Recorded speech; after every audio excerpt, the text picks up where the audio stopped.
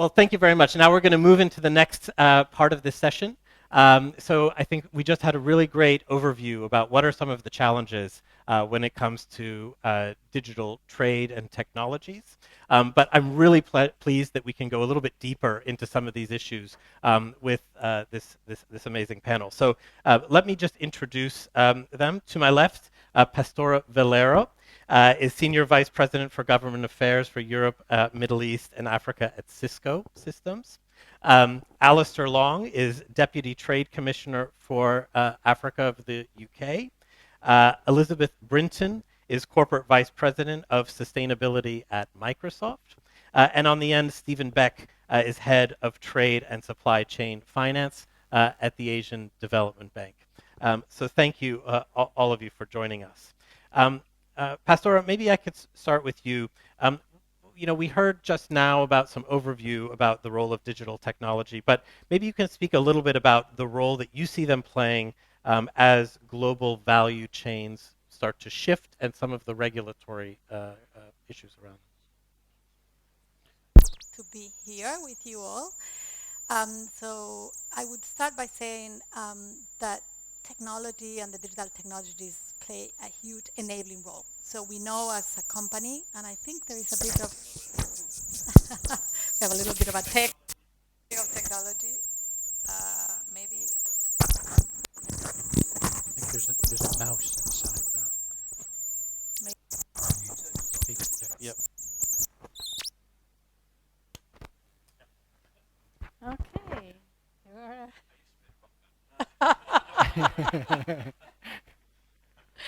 So let me just underline, the role of the ICT sector, right? And I think Kimberly mentioned about the potential in areas like transport mobility for 20% of reduction of emissions.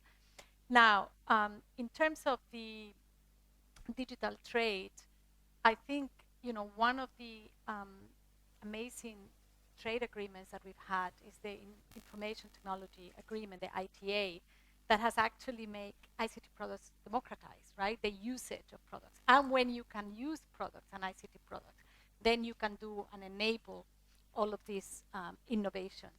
And so one of the things that we are thinking about as well is when we learn about ITA and we know that it's been a success, we need to start thinking about environmental goods and services and data and see if we can come up. And I know that there were discussions a few years ago with some sort of multilateral environmental trade agreement. Now, the other area, and again, Kimberly, I think you've touched on all of the areas that we're very focused on, is the area of data, because the technology is not just the technology, it's AI, it's machine learning, it's cloud, it's what you can make out of the data and make insights on the data. And that's why these cross-border data flows that we talk a lot about, it's so important. And it doesn't matter how you achieve that. I mean, you could have trade agreements that incorporate cross-border data flows, but you can also have multilateral or bilateral agreements. Like, for example, right now with the US and Europe, right, we're discussing the new privacy shield on cross-border data flows. And at the end of the day, it's also about trust. I need to trust that you have a framework, right, that I can send you my data because I trust your privacy laws. And so I think, in that sense, we're also quite encouraged that in Egypt, they have adopted recently a privacy law that allows for data flows. And that's important because we're living in a world, I mean, we talk a lot about the potential, but we're living in a world that we go back to sovereignty, to national protectionism, to localization. And that is actually going to, defeat the whole purpose that we're trying to achieve here. So I think I'm going to stop there as an introduction, but very happy to go and deep dive.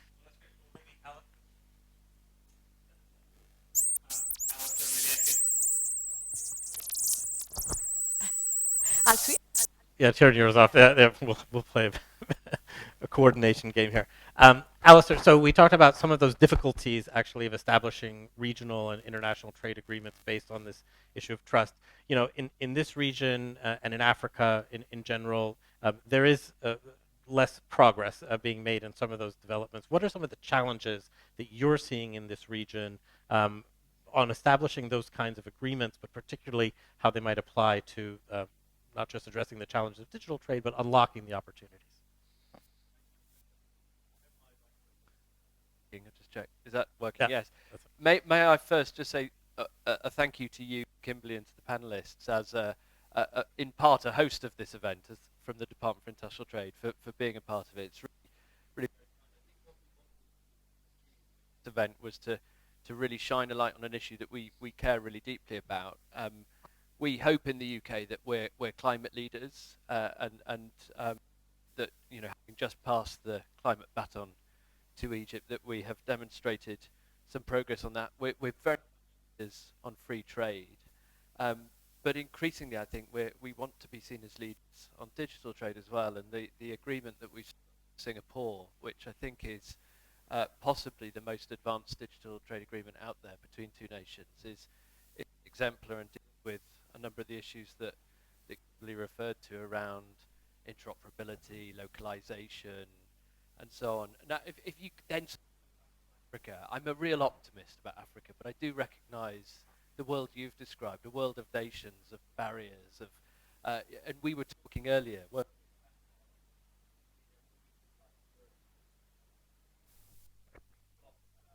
For regional trade of above 60%. That would make sense in a customs union and so on, but that includes the countries around Europe, around the European Union. In Africa, it's just 16% intra-regional trade, and so there's scarcely any trade happening between east and west, north and south, and so on.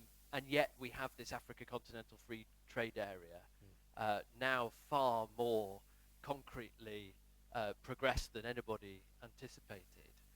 And at the heart of that are some really important trade facilitation projects, one of which in particular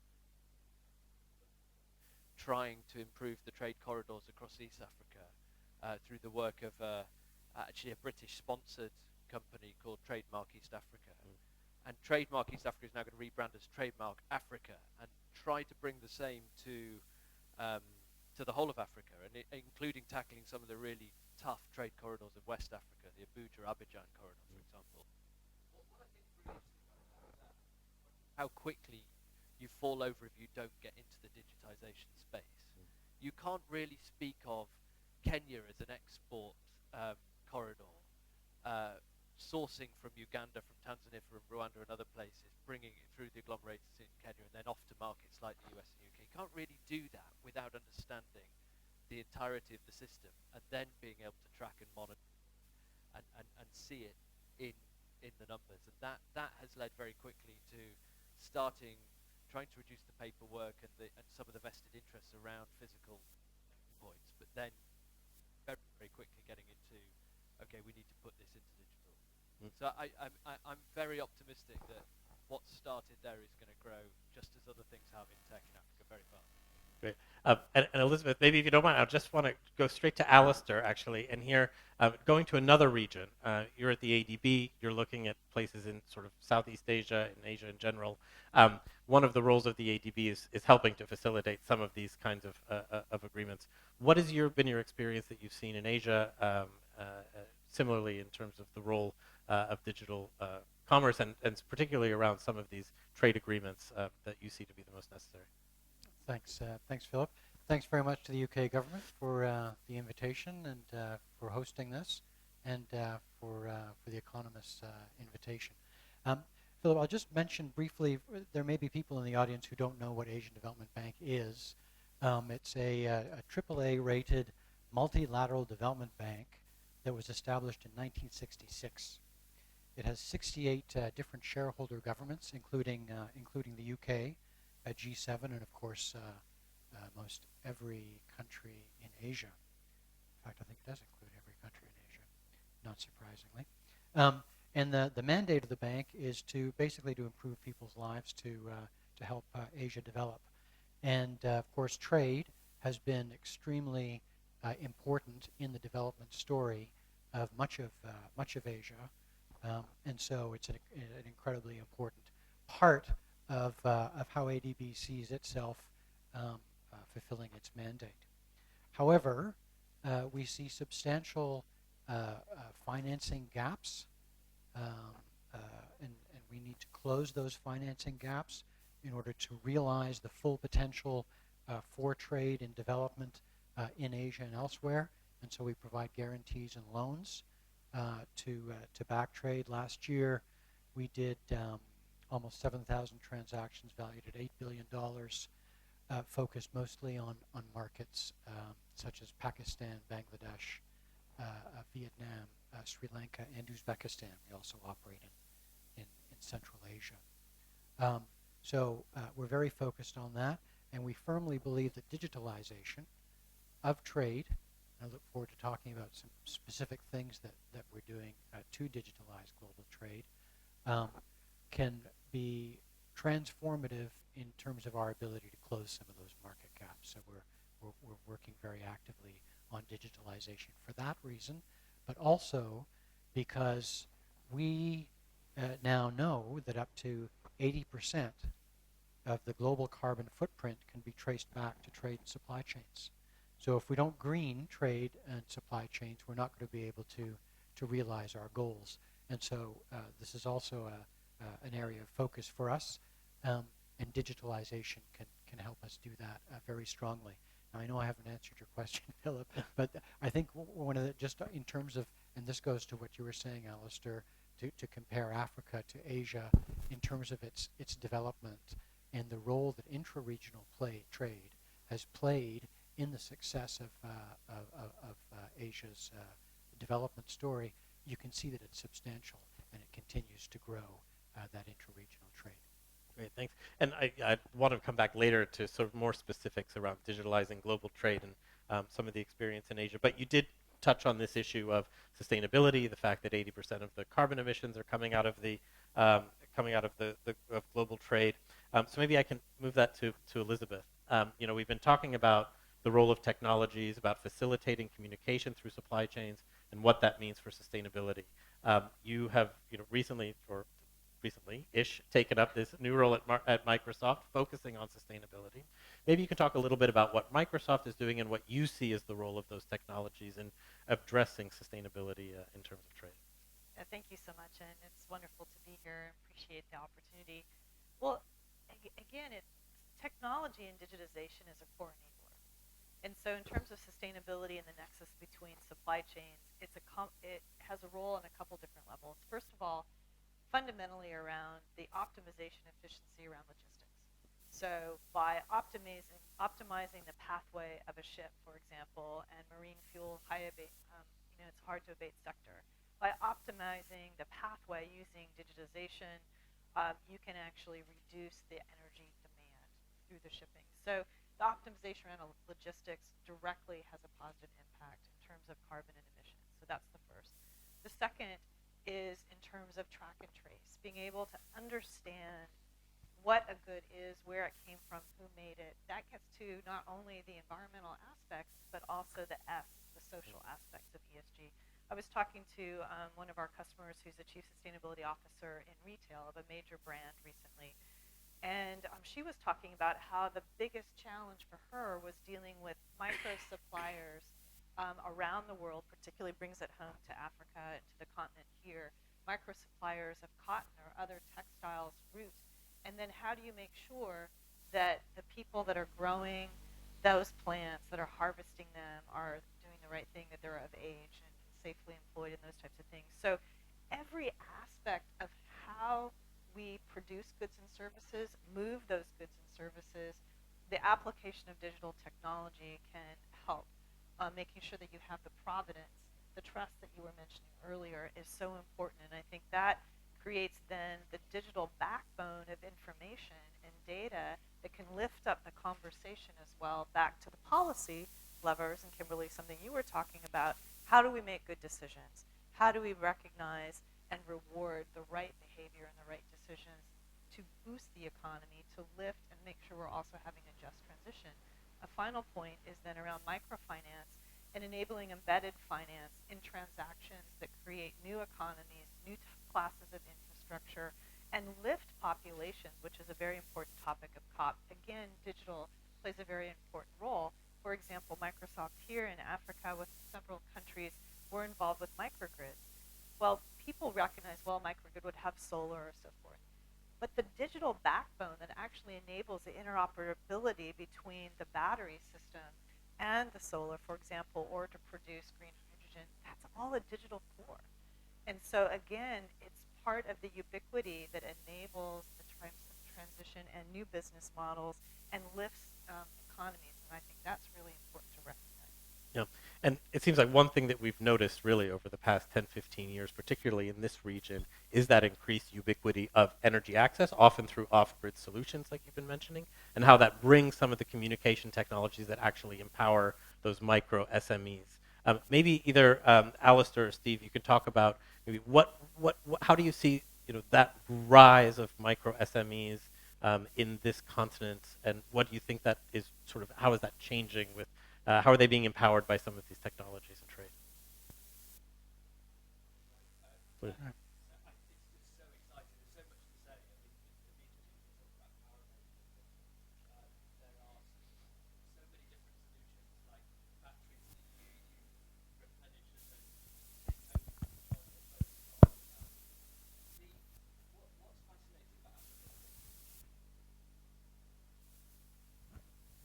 What's fascinating about Africa, I think, is the extent to which the transformation in technology and digital is usable, mobile first SMEs.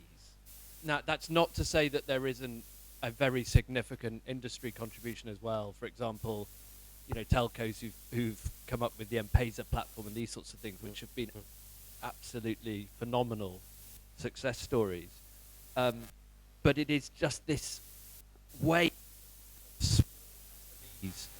of managing the problems right in front of them, using digital technology with no resort to the sorts of infrastructure that we in the UK and places know and fall back on. And so people talk about it as leapfrogging, but actually it's just innovating.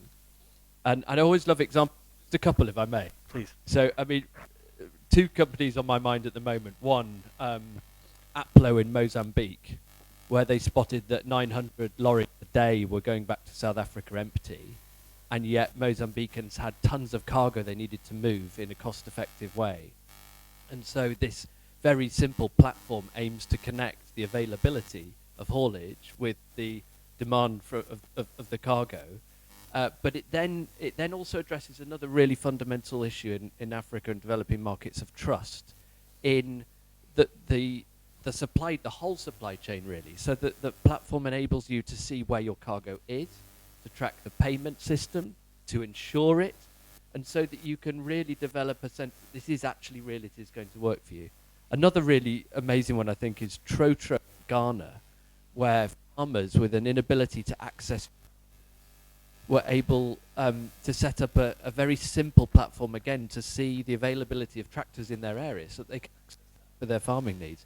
It's actually very similar to where when it comes to harvest time, people share combine.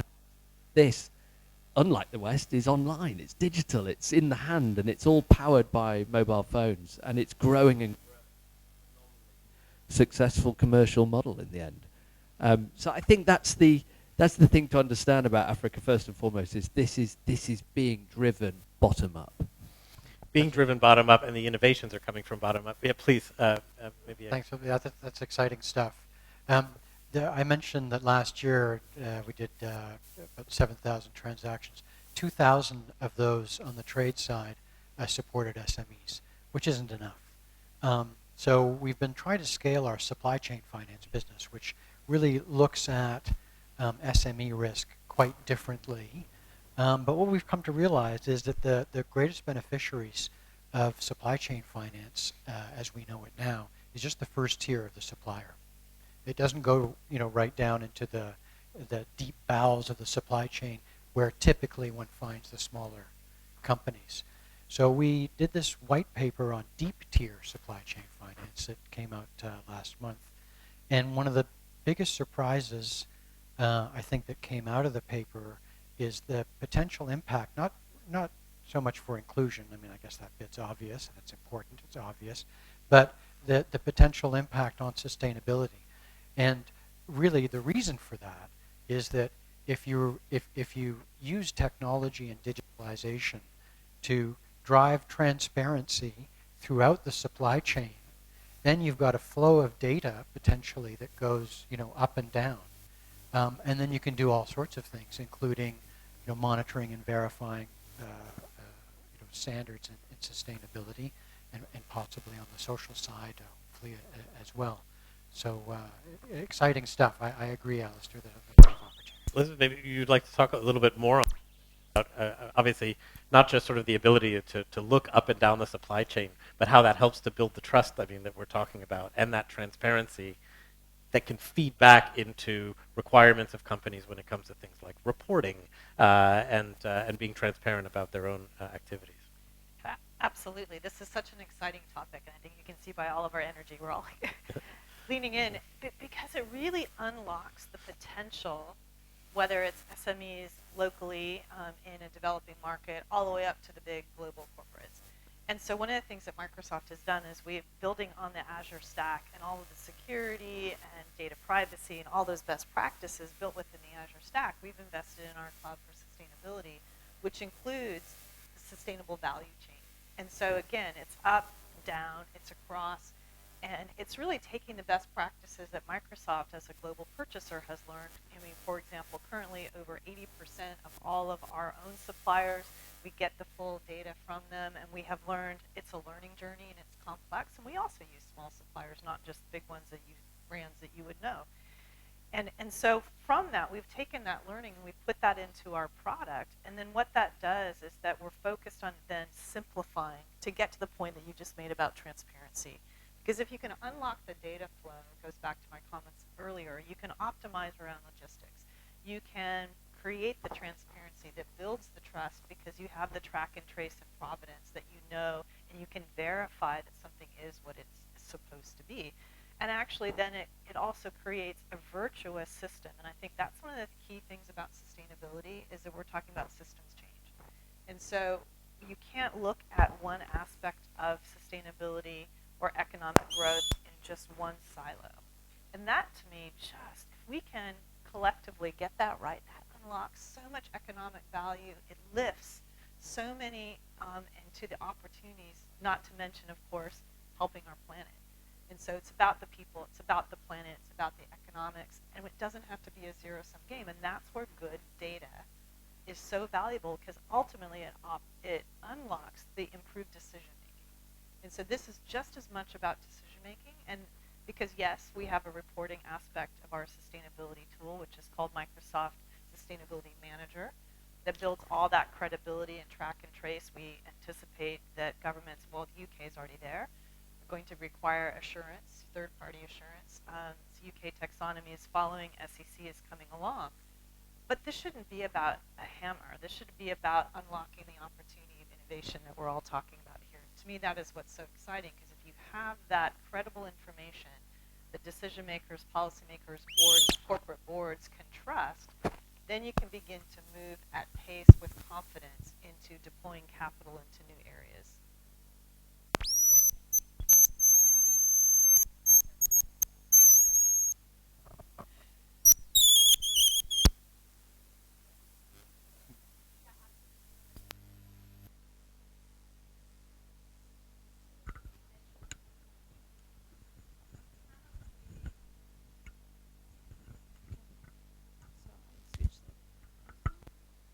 Hello? Yeah.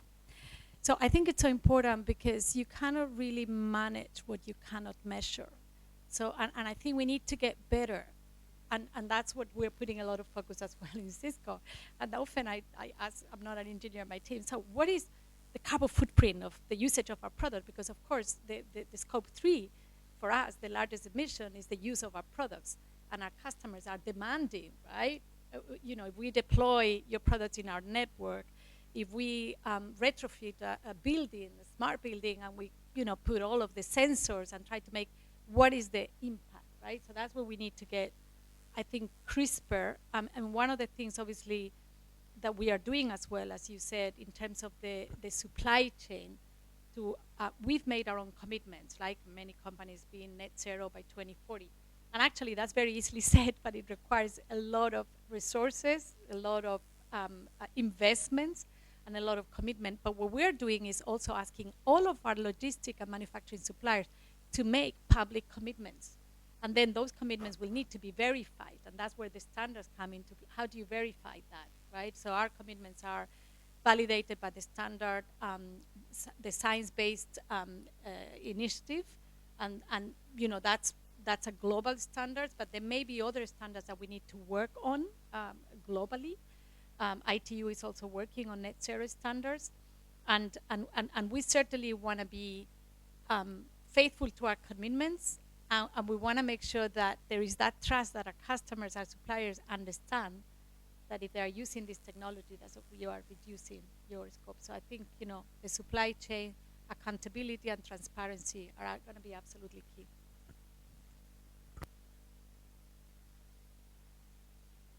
Sorry. Thank you. And Elizabeth really made that point also, that if we can unlock sort of all of that data, then we can achieve this sort of coordination across these different areas. But standards is one of those things that we need, obviously, to unlock that data. It's about building that trust, particularly when we're talking about across borders.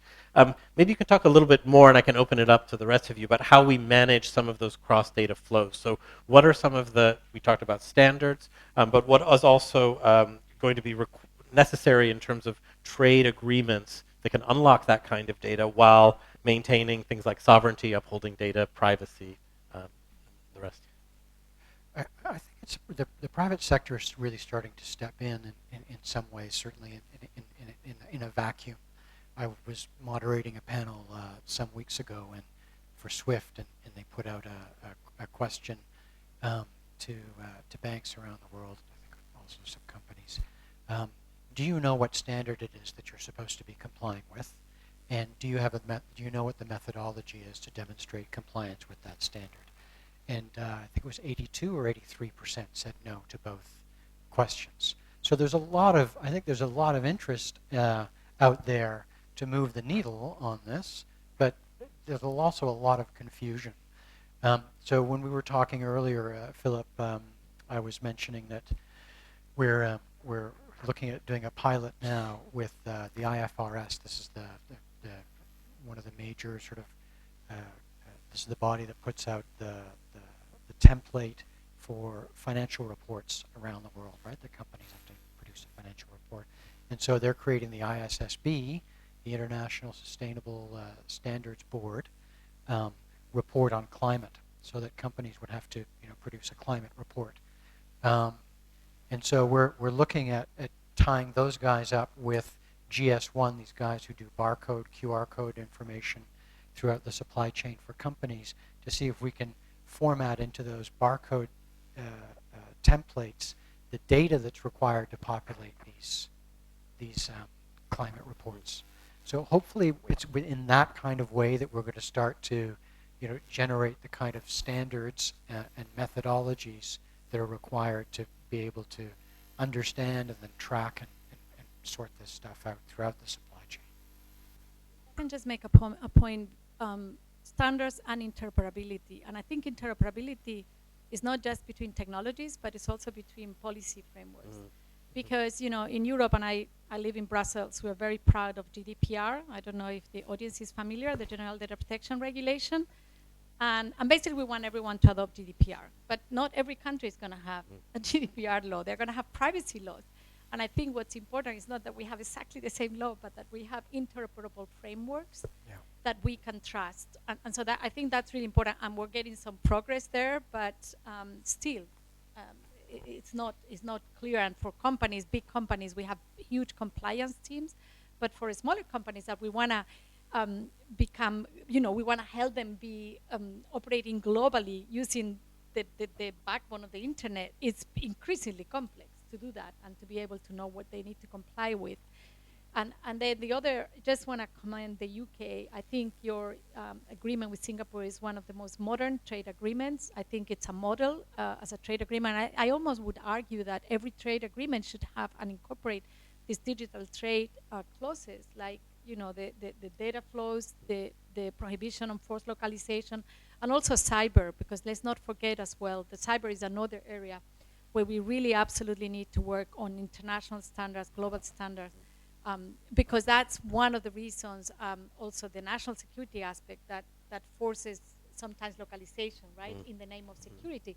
But if we have a trade agreement that we are comfortable on how we secure and protect the data, that will go a long way to address this challenge. We'll go on in a second. I just want to let everyone know in the audience, we'll be moving to Q&A in a moment. Would like to hear what you have to think. We have microphones, which should be working, that will be going around the room. So have a think, and in just a minute, we'll open that up. But I want to go back to this question. You talked about top-down versus sort of bottom-up. And we touched a little bit with Kimberly on the question of inclusivity. There is a regulatory aspect to this, but a lot of it really is also about building skills, for example. Maybe we can, I would love to hear what all of you have to say a little bit on this question of inclusivity. Are some of the goals in digital advances and inclusive growth aligned? And what do we need to affect either on the regulatory side or on the tech side to make sure that there's alignment there? Please, Elizabeth.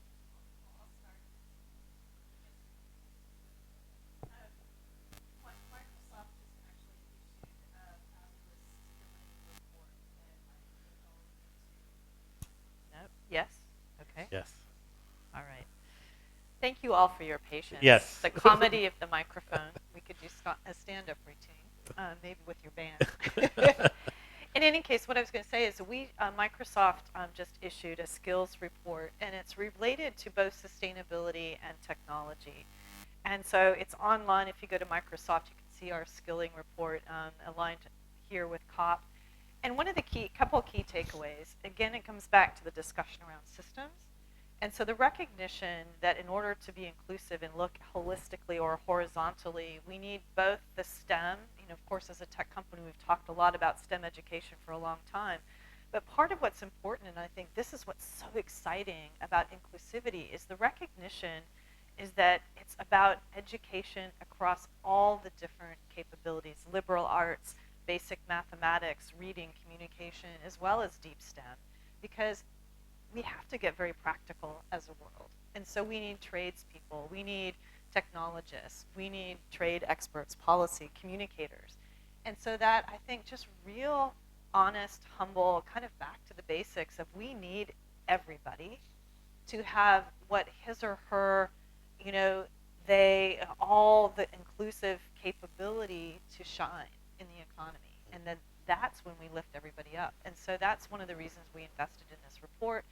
And to really recognize, I think that that's a wake-up call, particularly for more developed economies that have been very much pushing just a university path, for example, in the United States. But actually stepping back and going, hang on, actually everybody's role in the economy is important.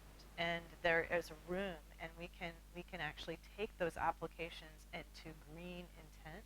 And if you look at our kids and you look at the next generation, they're already thinking that way. They're already leapfrogged in front of us.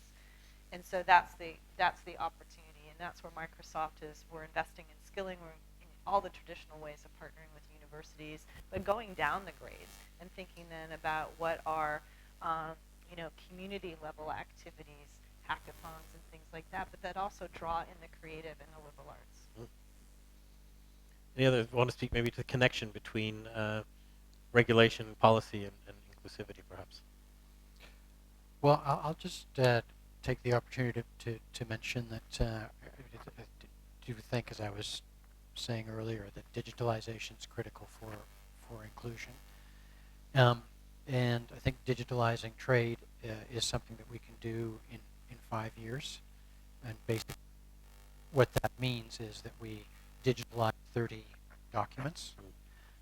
8 are more important than the others, but 30 documents, and have governments pass legislation that recognize digital documents in trade, like e-bills of lading. And that's it. I mean, I know that I'm oversimplifying in a sense, but that really is it. And we should be able to do that in 5 years, and that could be transformative. And so with the government of Singapore, we created something called the Digital Standards Initiative, which we housed at the International Chamber of Commerce, which is neutral, global, and should be that big tent that can bring all parties involved throughout the trade ecosystem, from exporters to shipping to ports to customs to warehousing, logistics, tech, and finance and importers. And and I would just encourage everyone to get involved with that digital standards initiative and help us make it happen.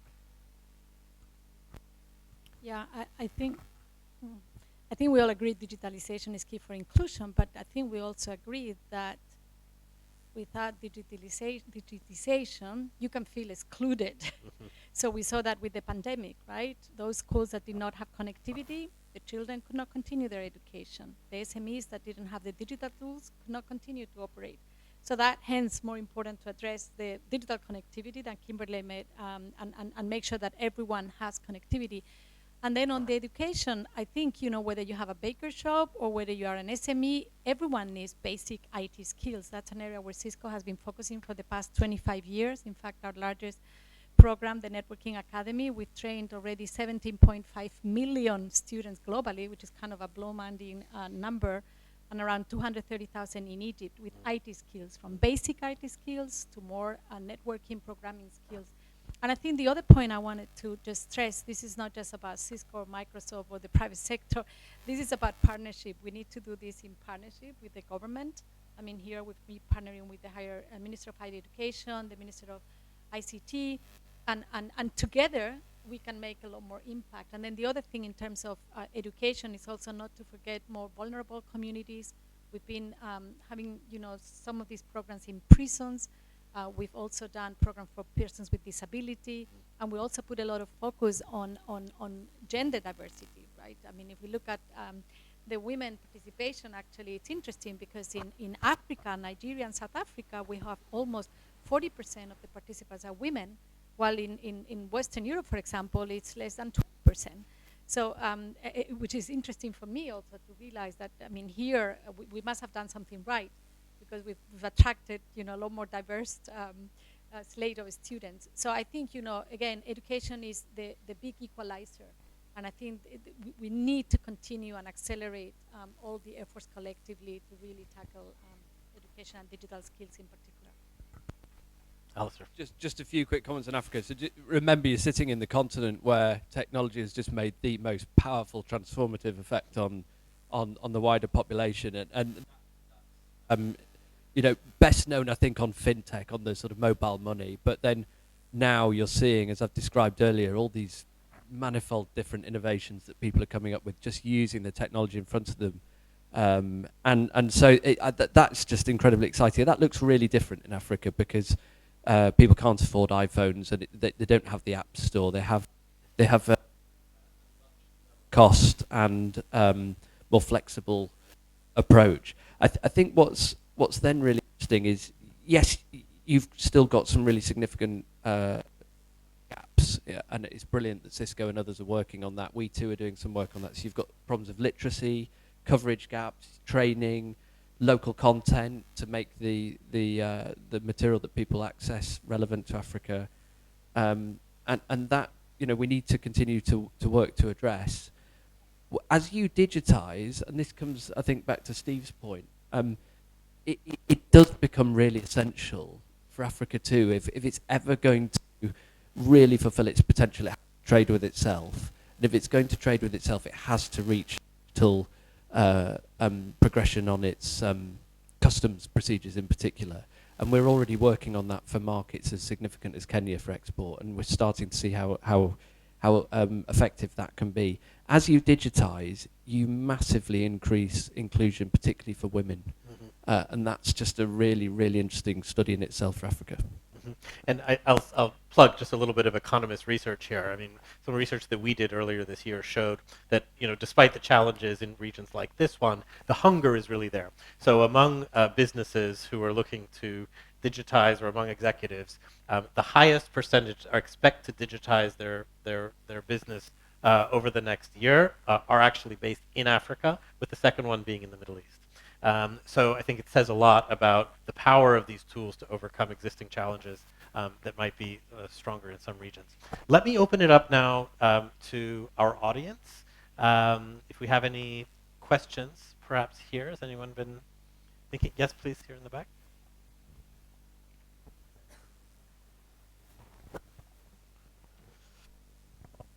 Hi, it's Catherine Evans here from Aviva. I've got a couple of questions. One is we're seeing the development of the industrial data metaverse. How do you guys think that's going to affect the development of the data flows that you talked about and also some of the sustainability innovation? And then also, obviously, Africa accounts for just 4% of global emissions. You've been talking about some of the really exciting paradigms that are coming forward. Can you tell a little bit more about some of the digitalization imperatives that you see emerging in Africa and how you anticipate that may change or drive further innovation in digitalization across the industrial space? Thank you. So one question on the metaverse. Maybe I go to Elizabeth.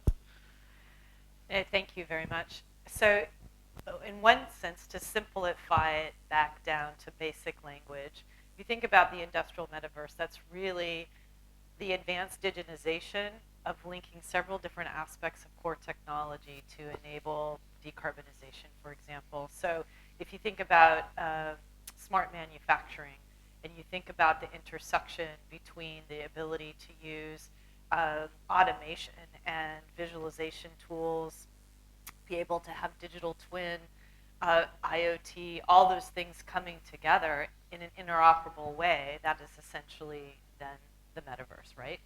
And so it's about being able to recognize that first and foremost, to drive sustainable outcomes, there's that interplay between the physical and the digital. And I think that is really the leapfrog forward relative to the metaverse for particularly for commercial industrial applications. It is that bringing together of the digital and physical in new ways that also, like from a Microsoft perspective, you know, a lot of people don't realize we're one of the top 3 largest gaming companies on the planet. So you can bring the gamification, you can bring UI and things that are best practices from other parts of the house, as it were, and apply it to heavy commercial industrial applications. Because at the end of the day, again, we're people. We're people at the plant floor, at the asset level. You know, they're making things happen. And so if we can make it fun and easy and intuitive, and also another comment about inclusivity, one of the things that's really amazing about the metaverse and the digitization applying gamification, visualization, gear, and equipment is that you can actually create very meaningful, higher paying jobs for people who may be illiterate, but they can understand symbols and they can hear. And so it actually changes the whole game. It democratizes and flattens the ability for meaningful and high paid work through technology, not just for people that may have a disability, but for people who may be illiterate, or you can just leapfrog across language barriers, you know, in practical applications like mining, like agriculture, like productivity. So when we think about this from a Microsoft perspective, we're really inside Microsoft actually just thinking about we're breaking our own silos. And we're saying, okay, how do we take technology, be it AI or IoT, that may be in one department or one division over here, how do we create this new connectivity to get at the root cause, which is making things simpler, making them faster, making them greener, making them more affordable, taking out the friction in the system. And to me, that is really what the metaverse is all about. Great, thanks so much. Really interesting. And I would say also, you know, some of the work that we've done has also been looking at, particularly since the pandemic and the sort of spread of remote work, and you know, how has this now been translated into spreading different kind of jobs and work beyond borders, right? Where suddenly we can grow workforces in a much more dynamic If way. I may, Phil, I have to jump back in actually and make a link with trade. And something you just said really struck it home. As we're seeing new ways of working across, and again, the globalization of work for companies that have employees in different places around the world, one of the things collectively we need to do is also, and no one's mentioned it yet, so I got to bring up the ugly word, is tax. Because solving tax in trade as well as tax across, you know, employee base and workforce is going to be essential. And I think that's also where, on a very pragmatic basis, digital can really help bring transparency and understanding, because we want to be able to enable the intellectual movement of people. So this is where, for example, like with Microsoft, I'm a good example. I don't live at headquarters. I run a global business in one place, and I have teams all over the world, and we connect on Teams. And so that creates really interesting tax and logistics issues. how do we have the freedom of, Kimberly, you mentioned services. Well, it's the intellectual aspect of that, and how do we enable that aspect of ideation, which is a sub-aspect of trade, and then solve the taxation issues, because it also goes to the root cause of a lot of the business models and innovations that have a digital core that would be relevant on the continent of Africa just as much as they're relevant in the UK. You don't have portability, and so we have to really get to that solution, and that is something that is a barrier right now. So it's an opportunity for the smarter people, experts like you, Alistair, on trade, to help solve. But I think that will also really help unlock what we're trying to do with growing the economy and sustainability at the same time. Any further? I mean, absolutely. On the tax issue, obviously, how we need to reform the tax system to actually mesh with what is realistic now, in technology-wise, is real, but also better taxation and future ways of taxing. I mean, I think also about carbon border adjustment mechanisms, which wouldn't be possible without the kind of digital technologies that we have here to actually trace carbon histories of different kinds of products and services. Yes, please. I'm going to try this different mic. Maybe. No. No. Yes, I think so. Of the second question, but it did prompt a thought, which is one thing I don't much about, a changing patterns of global consumerism, and very present for us is, I've got 120 million people earning $10,000 or more. So you've got enormous growing, if you like, middle class, significantly more than India. That's going to represent a demand for global goods, which are going to move into Africa in some fashion, we hope, through an improved intra-regional trade system. And that's why outside of Africa so many of us are so excited about the Africa Continental Free Trade Area. But I think that then does bring with it all the issues that we now know about with e-commerce, all the advantage, but all the supply chain issues as well with that to Africa, and how will that then, so as you talk about how will Africa transform, how may emissions be related to digital transformation, I think that's a really, really significant area that needs a look. And already we're seeing the growth of e-commerce platforms in Africa, and they're finding unique ways around issues like lack of addresses and lack of faith in payment methods and those sorts of things. But this is really one to watch, I think. Great. Yeah, and I think you hit very much on that second question, which is about digital imperatives and how this affects emissions. Certainly the rise of digital trade also means a lot more transport, where African transport tends to be higher in emissions.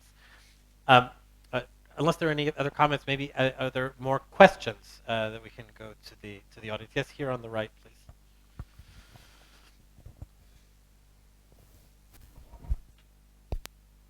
Hi there, my name's Lucas Farmer from the Youth Climate Action Network.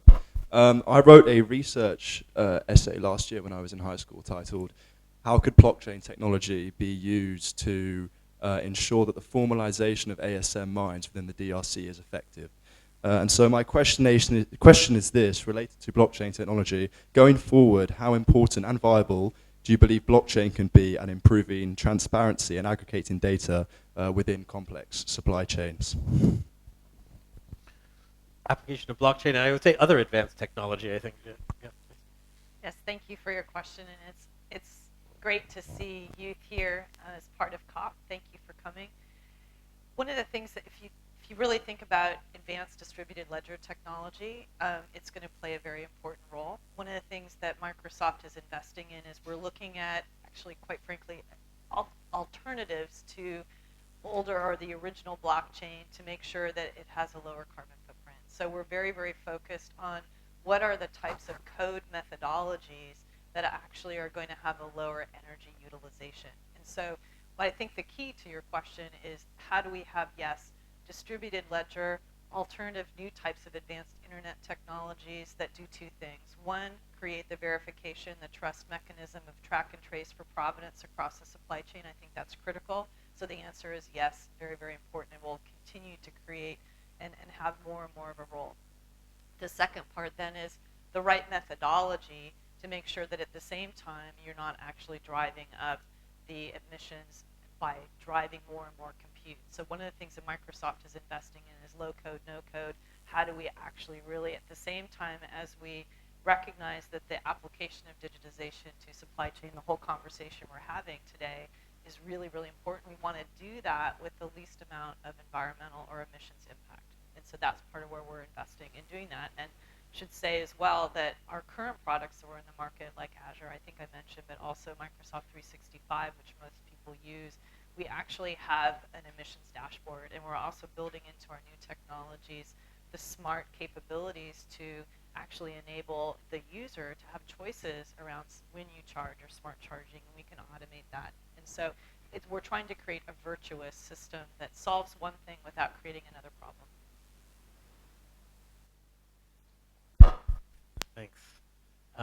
Well, unless there are any further comments, I think what we might do, we're hitting time, might close it out there.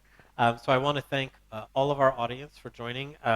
What I really took away here is that really building trust between institutions and actors in the international trade system is really critical. Digital tools can help us to do that, but also building the frameworks that enable that trust to allow those tools to actually flourish and to work across borders is equally important. So thanks very much for everyone here. Thank you so much to all of my panelists. It's been a pleasure to have you, and we'll look forward to seeing you in the future. This will be available online for those who are joining us there. And otherwise, thank you very much and have a great rest of the COP.